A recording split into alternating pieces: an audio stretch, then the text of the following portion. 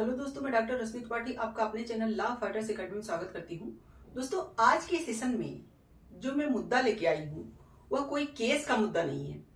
आज का जो मुद्दा है वो इस बात को लेके है कि जैसा कि अभी हाल में हो सकता है आप लोगों ने मीडिया के माध्यम से, न्यूज़पेपर के माध्यम से यह बात सुन रखी हो कि विधि एवं न्याय मंत्रालय ने अधिवक्ता संशोधन अधिनियम जो 1961 है, मतलब 1961 के अधिवक्ता अधिनियम में संशोधन करके एक नया जो है विधेयक लाया है, जो कि एक ड्राफ्ट के रूप में है, अभी पूरी तरह से एक्ट नहीं बना है। इसे लाया गया है और यह कहा जा रहा है कि इसमें जो अधिवक्ता हैं या विधि छात्र हैं या आम जनता अपना 28 फरवरी तक जो भी राय देना चाहते हैं दे सकते हैं ईमेल के माध्यम से।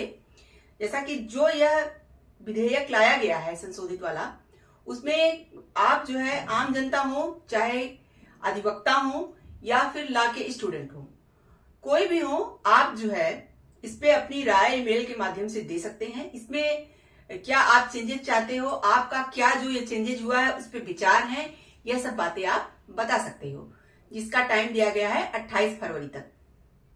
तो देखिए, चलिए हम लोग अपने सेशन को स्टार्ट करें और इस मुद्दे को विस्तार से जानें कि क्या क्या चेंजेस हुए हैं। जैसा कि देखिए, यह भी सुनने में आ रहा है कि इस विधेयक को जब लाया जा रहा है तो वकील लोग जो है बहुत विरोध भी कर रहे हैं। तो चलिए हम लोग विस्तार से जानें कि क्या ऐसी बात है जो वकील इसमें जो है विरोध क्यों कर रहे हैं। तो हम लोग आज के सेशन के माध्यम से इसमें जो भी संशोधन किया गया है उसके कुछ मुख्य बिंदुओं को जानेंगे। तो चलिए हम लोग अपना सेशन स्टार्ट करते हैं। जैसा कि जो यह अधिवक्ता संशोधन विधेयक 2025 पेश किया जा रहा है उसमें कुछ महत्वपूर्ण बिंदु हैं। जैसा कि पहला हम लोग जानते हैं कि जो नया सेक्शन एक डाला गया है वो है 33A।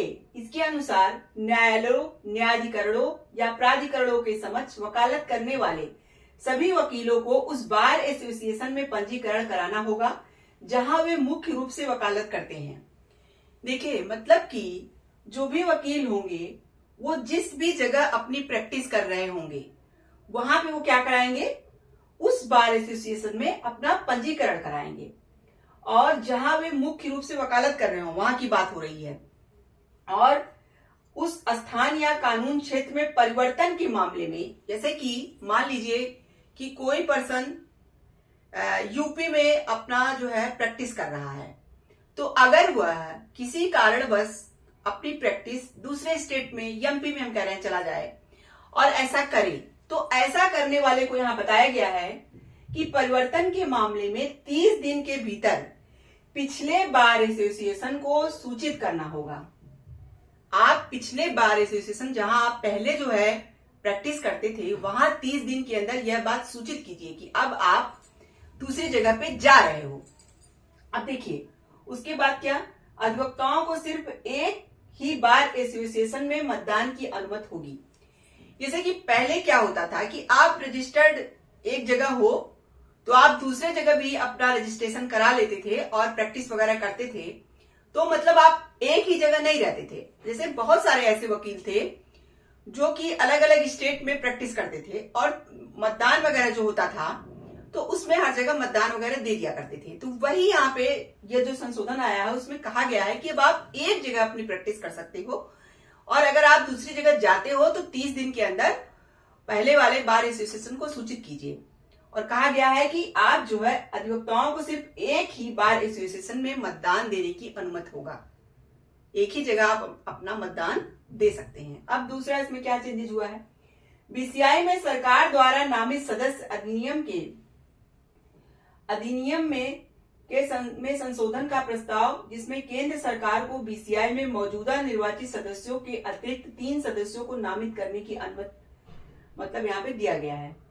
यानी कि जैसा कि जो बीसीआई के सदस्य होते हैं जो नामित किए जाते हैं, वहां पे अब यह कहा जा रहा है कि उस मतलब इस अधिनियम के तहत संशोधन करके कि केंद्र सरकार को बीसीआई में मौजूदा निर्वाचित सदस्यों के अतिरिक्त, मतलब जितने सदस्य हैं बीसीआई में, जितने सदस्य नामित होते हैं उसके अतिरिक्त केंद्र सरकार क्या कर सकती है, 3 सदस्य को नामित करने की अनुमति दे सकती है। यानी 3 सदस्य केंद्र सरकार चुन के मतलब बताएगी, यानी केंद्र सरकार के भी 3 सदस्य अब बीसीआई में शामिल होंगे।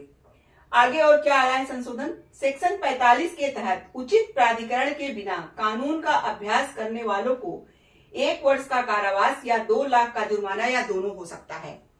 यह जो सजा थी, यानी कि उचित प्राधिकरण के बिना, जैसे कि कोई बिना नियम कानून के बिना मतलब रजिस्टर्ड हुए किसी भी मतलब गलत तरीके से कानून का अभ्यास करने वालों को, यानी कि जो वकील जाते हैं ऐसे ही कोर्ट में, तो वहां पे जो गलत तरीके से जाएंगे, अगर वो पकड़े जाते हैं तो यहाँ पे देखिए 1 वर्ष का कारावास कर दिया गया या 2 लाख का जुर्माना या दोनों आपको देना पड़ सकता है।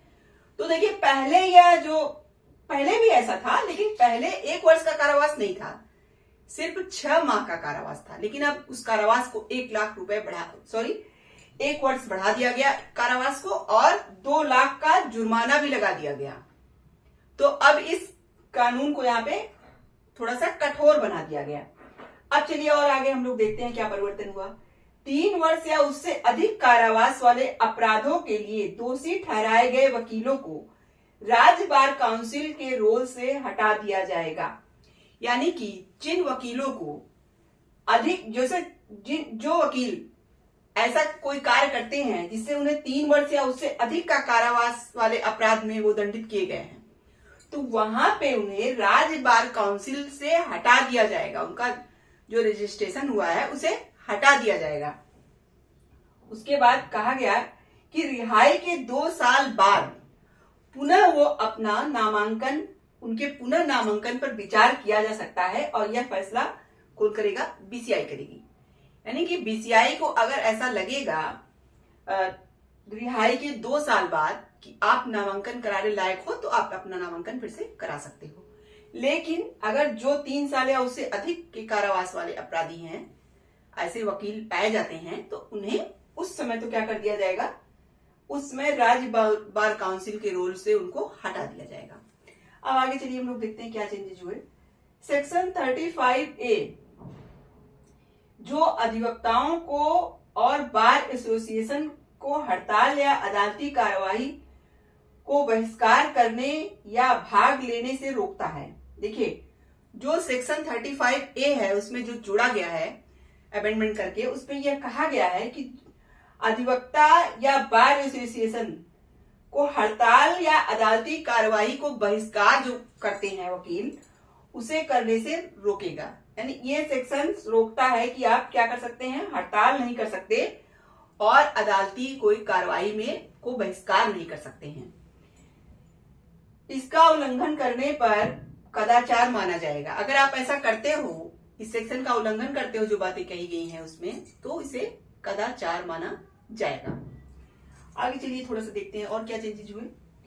वकीलों को हर 5 साल में अपनी डिग्री, प्रमाणन और प्रैक्टिस के स्थान का सत्यापन कराना होगा। यानी कि हर 5 साल में वकील क्या करेंगे, अपनी डिग्री और अपना प्रमाण पत्र और प्रैक्टिस के स्थान का क्या करेंगे, सत्यापन कराएंगे। ऐसा करना होगा। इस मतलब जो संशोधन बनकर के विधेयक 2025 पेश किया गया उसमें ऐसा कहा गया है। और बार काउंसिल ऑफ इंडिया में कम से कम, यानी बीसीआई में कम से कम 2 महिला सदस्यों को अनिवार्य किया गया है, जिन्हें प्रतिष्ठित महिला अधिवक्ताओं में से चुना जाएगा। यानी कि बीसीआई में जो सदस्य होते हैं उसमें 2 महिला वकीलों को भी चुना जाएगा, जो कि प्रसिद्ध वकील वगैरह रहे कोर्ट में, तो उसमें से 2 महिलाएं भी रहेंगी। ऐसा यह संशोधन आया है। तो देखिए यह था कुछ मोटे मोटे मैंने आपको जो बताए, यह हमारे अधिवक्ता संशोधन विधेयक 2025 का जो भी संशोधन किया गया है वह बातें मैंने आपको मुख्य रूप से जो बातें थी वह बताई। और बहुत सारे चेंजेस किए गए हैं, मैंने आपको पूरा नहीं बताया लेकिन मोटे तौर पे बता दिया है। देखिए यह संशोधन अभी विधेयक के रूप में पेश हुआ है, अभी पूरी तरह से बन के नहीं आया है। अभी समय दिया गया है 28 फरवरी का, कहा गया है आम जनता अपना राय दे सकती है, अधिवक्ता अपनी राय दे सकते हैं, विधि छात्र अपनी राय दे सकते हैं, ईमेल के माध्यम से आप राय दे सकते हैं। अगर आपको लग रहा है कि इसमें कोई प्रॉब्लम है, कुछ मतलब त्रुटियां हैं या कुछ संशोधन होना चाहिए, तो आप अपने विचार बता सकते हैं। तो यह था पूरा आज का विधि एवं न्याय मंत्रालय ने जो अधिवक्ता संशोधन विधेयक 2025 पेश किया है उसकी मुख्य बातें। देखिए, इस विधेयक को जो लाया गया अभी जब मतलब पेश किया गया, तो बहुत सारे वकीलों को जो जैसे बहुत लोगों को इसमें कमियां आ रही हैं, लग रही हैं, तो वह हड़ताल वगैरह भी कर रहे हैं। अभी देखिए पूरी तरह से बन के तो नहीं आया है, लेकिन ये सब बातें रखी गई हैं, तो वकीलों को जो चीजें नहीं समझ में आ रही हैं वो इसीलिए उसका विरोध कर रहे हैं। तो यहाँ पे देखिए आगे क्या होगा, क्या इसी विधेयक को पूरी तरह से ला दिया जाएगा या इसमें कुछ संशोधन होगा, जैसा होगा आगे हमारा आपको अपडेट कराएंगे। तो आज के लिए बस इतना ही। आशा करते हैं कि आज का सेशन आपको पसंद आया होगा।